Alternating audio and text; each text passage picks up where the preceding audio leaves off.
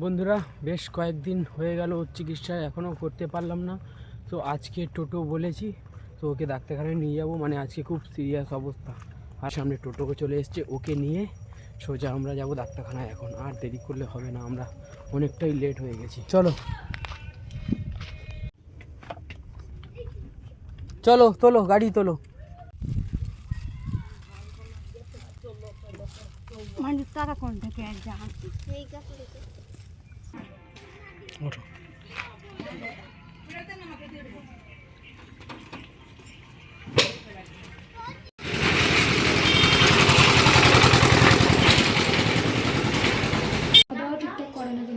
খাওয়া দাওয়া ওই যে অল্প শ্বাসকষ্ট মানে বুঝতে পারি ঠান্ডা লেগে মানে অক্সিজেনের মতো না শ্বাস কদিন কেসেছে বলতেছিল ওর না আসছে না, বুঝেছেন? এতটা আন্ডারওয়েট তো আমি যেটা পাচ্ছি।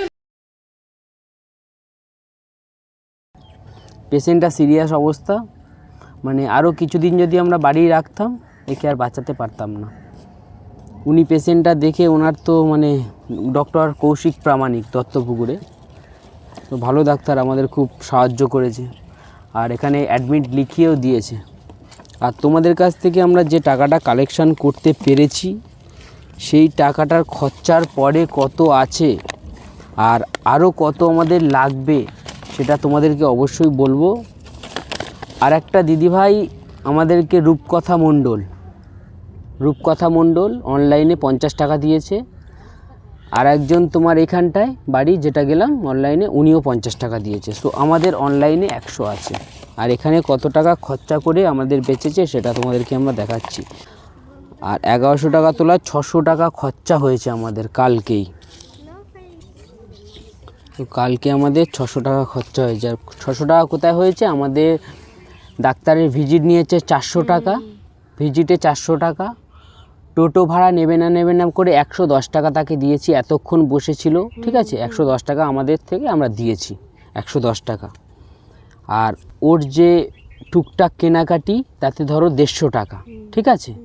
আর আমাদের টোটাল 150, আর ওদিকে হলো 400, 500, 550, 600, 670 টাকা। 670 টাকা কালকে আমরা খরচা করেছি। আর এখানে আমরা আছে 100,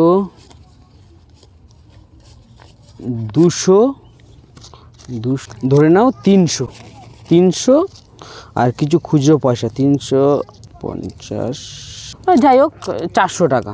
এখানে আমাদের 400 টাকা আছে, একটু কম বেশি আছে, এখানে 400 টাকা আছে। আর 650 টাকা আমাদের খরচা হয়েছে, তাহলে 1150 টাকা। আর আমাদের যে অনলাইনে 100 টাকাটা আছে, এটা ছেড়ে আমাদের অনলাইনে 100 টাকা আছে, ঠিক আছে। এই 400 টাকা, তাহলে অনলাইনে 100, 500 টাকা। এখন আমাদের বর্তমানে আমাদের কাছে আছে 500 টাকা। তো আজকে আমরা কিছু টাকা কালেকশানে বেরোবো, আমরা এই কজন বেরোবো। আরও কিছু টাকা আমাদের হসপিটাল অবধি পৌঁছাতে লাগবে। আর ওখানে বলে দিয়েছে ফ্রি চিকিৎসা হবে, পয়সা করি তেমন একটা লাগবে না, ঠিক আছে। খরচা হবে এর খাওয়ার পিছনে আর আমাদের যাওয়া আসা, ওখানে তুমি থাকবে তার খরচা, ঠিক আছে। আশা করছি বন্ধুরা আরও কিছু করে দিয়ে আশা করছি এ সুস্থ হয়ে যাবে, কোনো অসুবিধা হবে না। তো চলো, আমাদের প্রথম দায়িত্ব কালকের 2টোর মধ্যে আমাদেরকে পৌঁছাতে হবে ফুলবাড়ি হসপিটালে এমার্জেন্সিতে। এই কাগজটা নিয়ে আমরা যখন এমার্জেন্সিতে দেখাবো, ঠিক আছে, আর কোনো কাগজ লাগবে না, সঙ্গে সঙ্গে ওকে হসপিটালের ভিতরে ঢুকাবে। সো তারপরে তো তোমাকে ভিতরে থাকতে দেবে না, বাইরে তোমাকে সারা রাত কাটাতে হবে, তার জন্য একটা খরচা আছে, সেই খরচা অবশ্যই দেবো। ছেলের সাথে আমি থাকতে পারবো না? ছেলের সাথে তুমি থাকতে পারবে না, এনার মা ওখানে থাকবে, যেহেতু পয়সা দেওয়ার মতো ক্ষমতা নেই। পার ডে আয়ার পিছনে 200-300 টাকা করে, সেই দেওয়ার ক্ষমতা নেই। সেটা বলে কয়ে ডাক্তারের কাছে বলে কয়ে তোমাকে থাকার পারমিশন করে দেবো। আর আমরা এত দূর এগোতে পেরেছি মানে আশা করছি ওকে পুরোটা সুস্থ করতে পারবো, কোনো অসুবিধা হবে না। পয়সা কড়ি দিক থেকে আমাদের অসুবিধা হচ্ছে না আর হবেও না, আশা করছি তোমরা পাশে থাকলে। আর আজকে আমরা বেরোবো 12টা-1টার সময়, কিছু টাকা আমরা তুলবো। এটা আছে আরও কিছু টাকা তুলে কত টাকা হচ্ছে সেটা তোমাদেরকে হিসাব আমি দেবো। আর সব শেষে যখন সুস্থ হয়ে বাড়ি ফিরবে তোমাদেরকে জানাবো। তো চলো আজকে তাহলে যেতে হবে আমাদের, ঠিক আছে। তো এখানে হ্যাঁ এখানে তোমাদেরকে কিছু আমি হাতে দিচ্ছি না, ঠিক আছে? তোমাদের এখন পয়সা করি কিছু দরকার নেই, যা কেনাকাটি করবো ওর জন্য, ঠিক আছে? ওর যেটা লাগবে সেটাই দেবো ওকে, পাই টু পাই হিসাব পাবে। সাইকেল নিয়ে কারোর সাইকেল নিয়ে 50 টাকার কলার ঝুইয়ে আনবি। কি কলা? বড়টা না, এই ছোটোটা। ছোটো কলা মানে বুঝিস তো? আঙ্গুর। ও আবার আঙ্গুর খাবি? আঙ্গুর খাবে? বলে দেই কথা একবার, আমায় শুনিয়ে দাও আগে কিরকম ছিল। আঙ্গুর আঙ্গুর খাবে, তাই তো? আগে কিন্তু কথা বলতে পারছিল না, এখন আমার সাথে কথা বলছে, ভালো লাগছে। আঙ্গুর আনতে বললো। হ্যাঁ, যেটা খেতে পছন্দ হবে সেটাই বলবি। আর কিছু কি কি লাগবে বল, কি কি খাবি? আঙ্গুর, আর কিছু? কলা, আর কি? আর কিছু না, আঙ্গুর আর কলা, এই দুটো জিনিস তোরা আনবি, ঠিক আছে? এই 100 টাকাটা নিবি, 50 টাকার আঙ্গুর আর 50 টাকার কলা, ঠিক আছে? সাইকেল হাতে ধরে ডান্ডা একটু নেব। তাই দিন আমি বলেছি আমি কি তাই আমি ডান্ডায় রেখে পারবো কেন? তাহলে আমি এখন চলে যাচ্ছি, ঠিক আছে? যেটা খেতে ইচ্ছা হবে মায়ের কাছে বলবি, মা আমার কাছে বলবে, মনে থাকবে তো?